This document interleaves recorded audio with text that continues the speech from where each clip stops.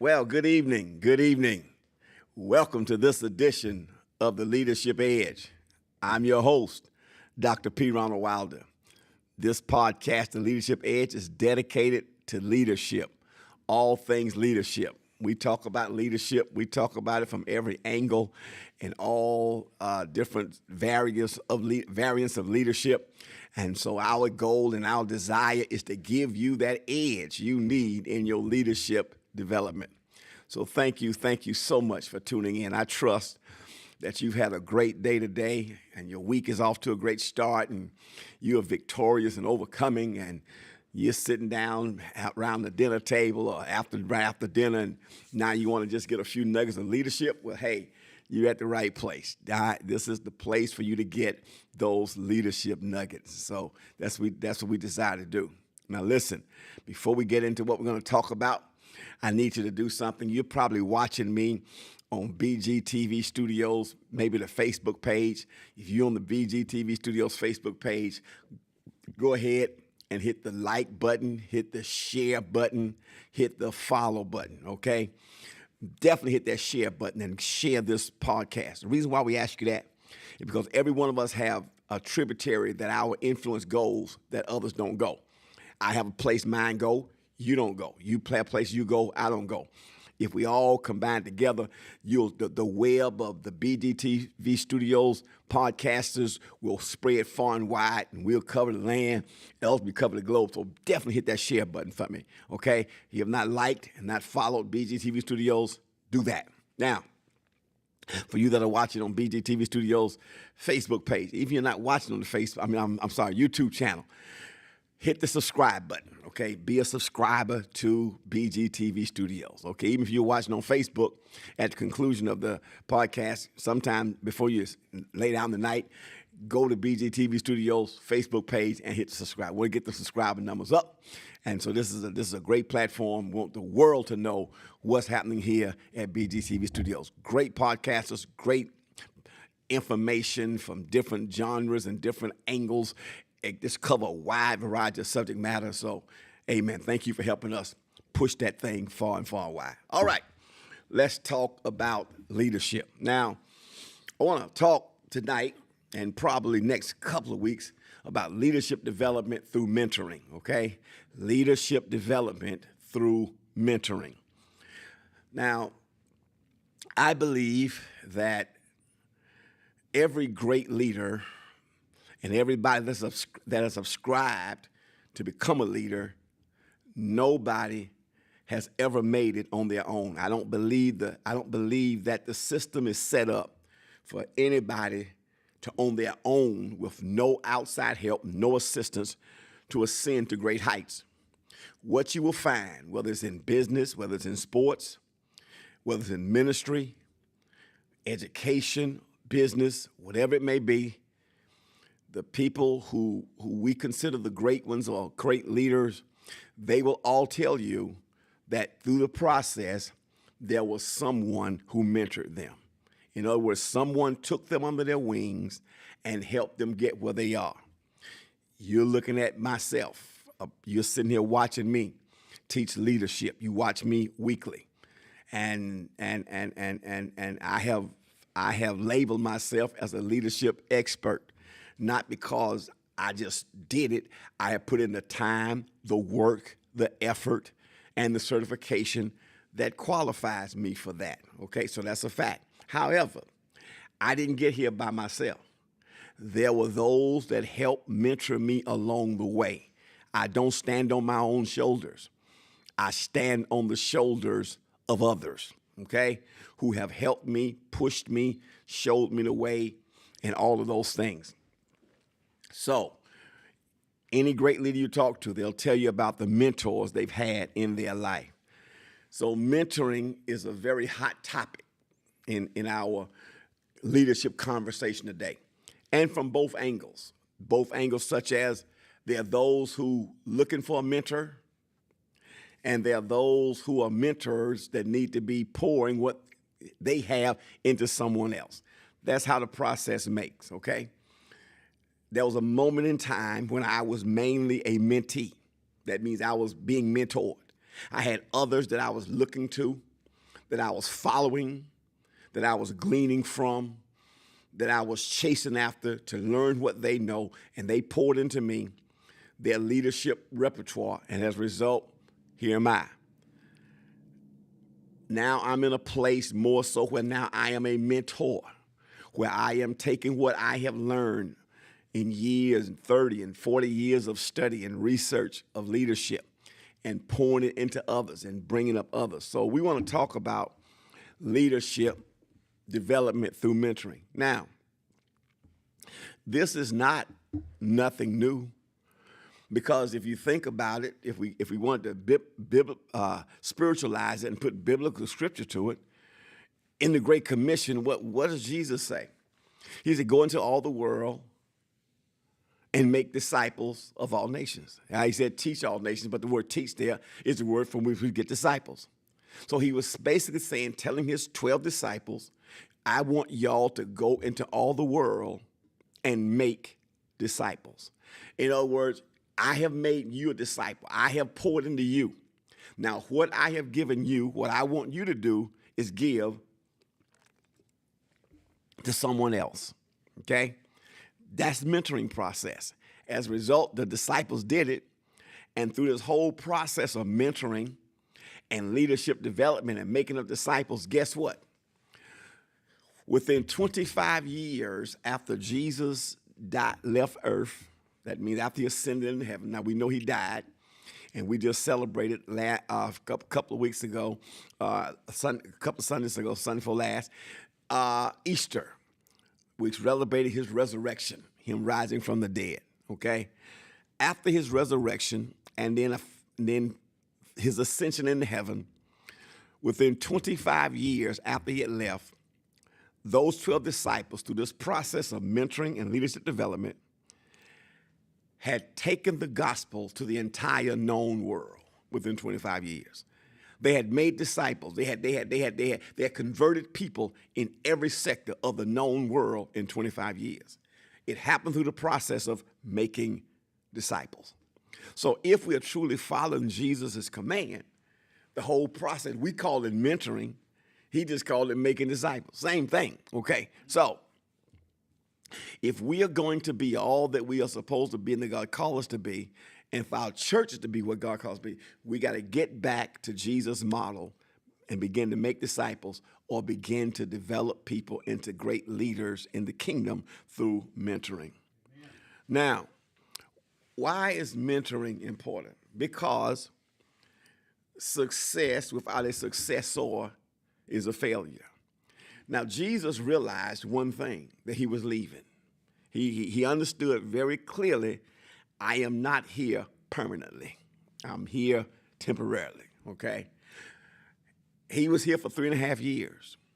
But what he did in those 3.5 years was he poured himself, he poured out of what he had gotten from God, his Father, into these 12 guys. As a matter of fact, in Mark, it talks about he got people whom he wanted to be with. He had 12 men whom he wanted to be with. Now, that's a very important aspect of mentoring, okay?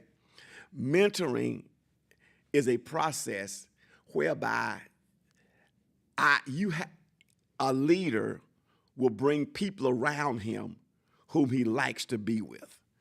It'll be very hard to mentor someone that you don't like or y'all don't have a connection.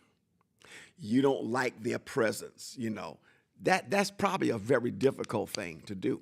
Matter of fact, I would almost say as a leadership consultant, it's almost impossible to do because mentoring is based upon relationship, okay? There's this relationship between the mentor and the mentee, okay? There's mutual respect going up and mutual respect and gratification coming down, okay? So Jesus was very clear in Mark. He said he had men whom he wanted to be with, okay? So as a leader, I look for people that I want to be with. I want them in my presence. I want them to be a part of what I'm doing. Okay, I want to pour myself into them. Okay, we enjoy the relationship. Okay, so it's important that the relationship is there. So Jesus had people. So mentoring is about the mentor loving to be around the mentee, and the mentee counting an honor to be around the mentor to learn from him. All right, so basically, if I were to break it down, mentoring would be a relational experience where one person empowers another by sharing God-given wisdom and resources. Let me repeat that. So if I were to define what mentoring would be a relational experience. Notice there's a relationship, okay? We are not mentoring if there's no relationship. It's not taking place, okay? Mentoring is a relational experience where one person empowers another by sharing God-given resources. Now, the question comes, and I've had this asked of me because I've heard people say, well, they were mentored by a certain person by reading their books, listening to their tapes. That's possible. Okay, I'm not going to knock that. It's not the ultimate mentoring relationship, because the ultimate mentoring relationship, there has to be personal interaction, contact, human interaction. Okay, that is the ultimate. However, for example, myself, very early on in my leadership development, I would consider John Maxwell a mentor. I only met him a couple of times at his conference, shook his hand. We never had a conversation. We never sit down and talked and shot the breeze and high-fived each other. But what I would do was read his books and listen to his tapes. And so through his books and tapes, he was a type of mentor, okay? So you can get mentoring there to a degree. It's not the ultimate. You can't get the full benefit, but you can. So you can, if there's someone's ministry or someone's leadership you like, and you know they have resources that you have available to you, such as books and CDs or videos or whatever, and you've never met them or know them personally, you don't have a personal relationship, but you can be helped from their resources. Yes, I will accept that fact that happens and it can happen. However, the best form of mentoring is through an interpersonal, in-person, person-to-person relationship. A relationship through books and tapes and CDs and videos is good, is helpful, is not the ultimate. Okay, so mentoring would be a relational experience where one person empowers another by sharing. Now, here's why this is important, because if I have a personal relationship with a mentor, then they can empower me, but also they can impart to me. If I'm only reading books and if I'm only listening to tapes, I can get information, but they can't empower me. They can't impart to me. Those things come by walking together, okay? So let's understand the difference, okay? I'm not saying you can't be mentored by someone whose books you read, whose tapes you read, whose ministry you followed, or from a distance. Yes, you get information and all that they have. What you cannot get is personal interaction. You cannot get personal empowerment, and you cannot get personal impartation. Can't get it, okay? That's the missing link.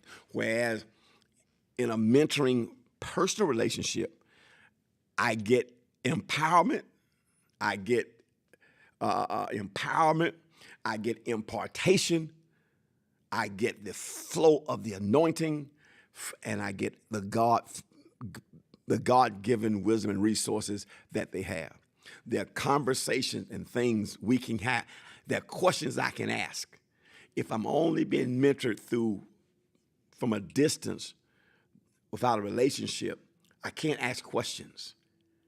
I can't get personal. I'm only getting information that they have on their books, that they have on their tapes, okay?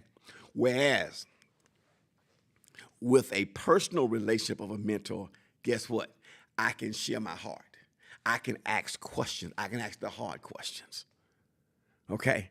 That's the advantage of personal interaction. So I've had both. Okay? Again, I told you Maxwell was one. Okay?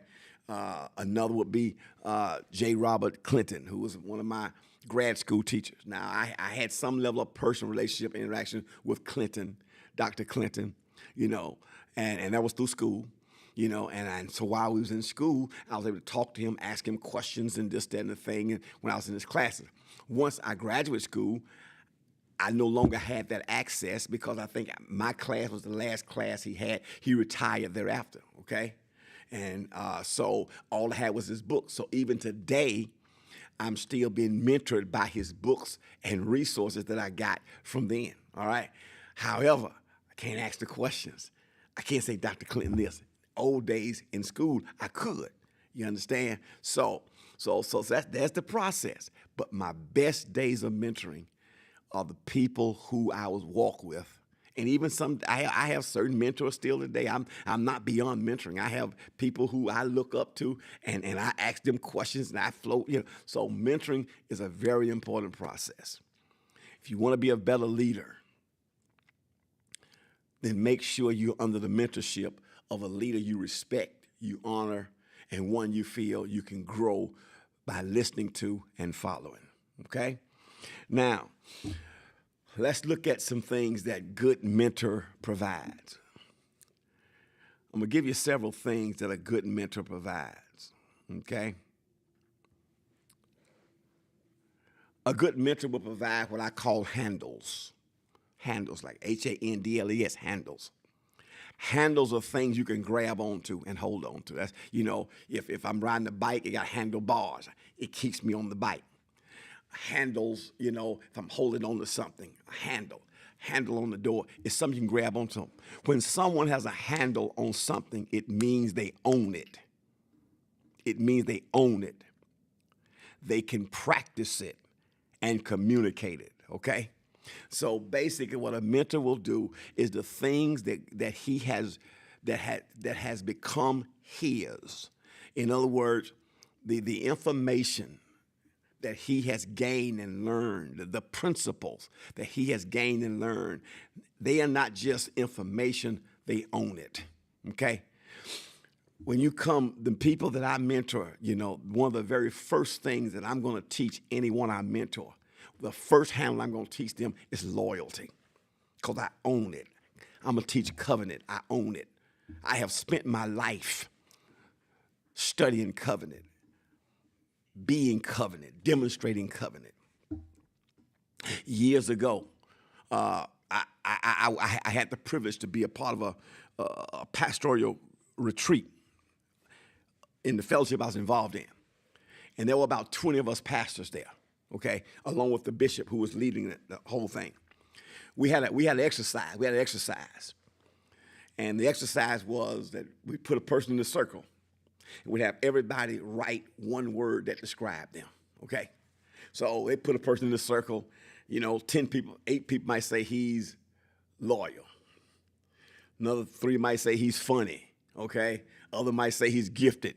And they all had different ones that totaled up to 20 points, because there's 20 of us there. Well, 19 is 20. Well, 20 would include the bishop. When I got in the circle, because everybody there knew me, we had walked in relationship, we were in the same fellowship. When I got in the circle, right, everyone, and they wrote one word to describe P. Ronald Wilder. When they gave their answer to the bishop, and he broke it down, he said, this has never happened before. I've done this exercise, it never happened. Every single person, including the bishop, wrote on their paper about P. Ronald Wilder was loyalty. They say he's the most loyal person we know. When he locks into you, he locks into you. Now think about that. So here am I in a group, and everyone in the group, including the leader, wrote about me. I'm not boasting, bragging, but they see that's something I demonstrate.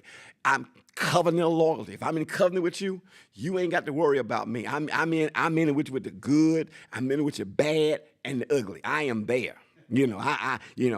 I've been with people when everybody walked away from because they had messed up and they was telling me I need to leave them too, and I stuck with them because I'm a loyal type person, okay? So that is the handle. That is the handle that I give to all of, forgive me for not having my phone on vibrate. That is the handle, the first handle I give all my mentees in leadership. That if you're not loyal to those over you and those that are training you, you're totally disqualified as a leader. That's a major disqualifier. Why do you think Lucifer not in heaven no more? Because he was disloyal. He didn't stay true to God. He's disloyal. You know, Adam was not disloyal. He was disobedient. There's a difference. Adam was disobedience. He did what God told him not to do. Lucifer challenged God's authority.